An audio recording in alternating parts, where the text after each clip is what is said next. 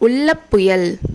எதிர்பார்க்காத நேரத்தில் வானத்திலிருந்து ஒரு மின்னல் வந்து தலையில் விழுந்து உடம்புக்குள்ளே போகிற மாதிரி பயங்கொல்லி பல்லவன்ற வார்த்தையை கேட்டதும் சிவகாமிக்கு இருந்துச்சு. ஆயனரும் கொஞ்சம் அதிர்ச்சி அடைஞ்சு, அடிகளே என்ன சொல்கிறீங்க, பயங்கொல்லி பல்லவன் யாருன்னு கேட்டார். பயங்கொல்லி பல்லவனை பற்றி நாடு நகரமெல்லாம் தெரியுமே, உங்களுக்கு தெரியாதா? நீங்கள் தான் காட்டுக்குள்ளே இருக்கீங்களே, உங்களுக்கு தெரிய வாய்ப்பில்லைதான்னு பிக்ஷு சொன்னார்.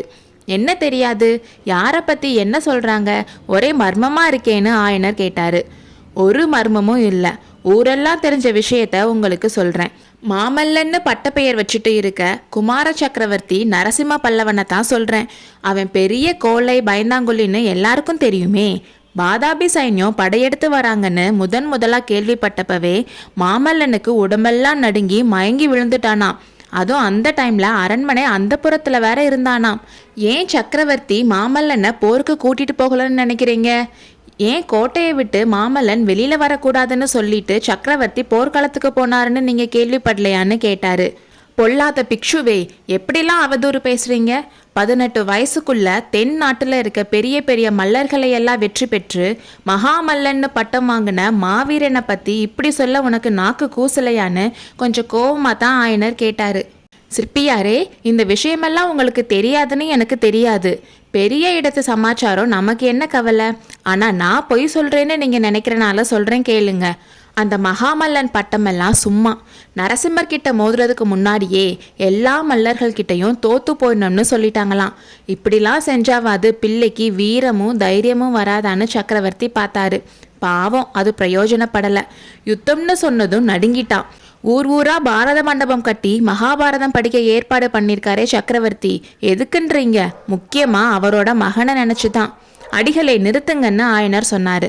மிச்சம் இருக்கிற கதையும் சொல்லிடுற ஆயனரே, ஆனா சிவகாமி இருக்கும்போது சொல்லக்கூடாதுன்னு சொல்லி சிவகாமியை பார்த்தாரு.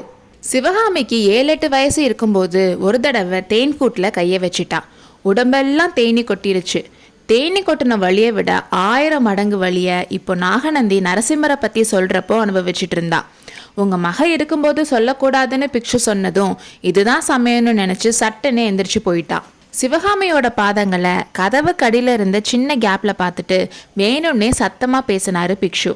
ஆயனரே, உங்கள் மக ரொம்ப இங்கிதம் தெரிஞ்சவளும் கூட எப்படி சட்டுன்னு எந்திரிச்சு போயிட்டா பாருங்க.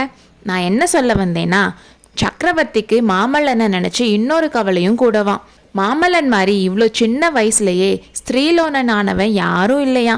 ஒரு தடவை மாமல்லர் ஒரு பொண்ணுக்கு எழுதின காம ஓலை சக்கரவர்த்தி கிட்ட சிக்கிருச்சாம். இதெல்லாம் யோசிச்சு தான் மாமல்லன் காஞ்சிலேயே இருக்க சொல்லிட்டு சக்கரவர்த்தி போயிருக்கான்னு சொல்லிட்டு இருக்கும்போதே கதவு கடியில் தெரிஞ்ச பாதங்கள் மறைஞ்சு போயிருச்சு. அதனால நாகநந்தியும் மெதுவாக பேச ஆரம்பிச்சாரு. 1000 பேய் அவளை துரத்துற மாதிரி அவள் வீட்டில இருந்து கொல்லப்புறத்துக்கு ஓடுனான்.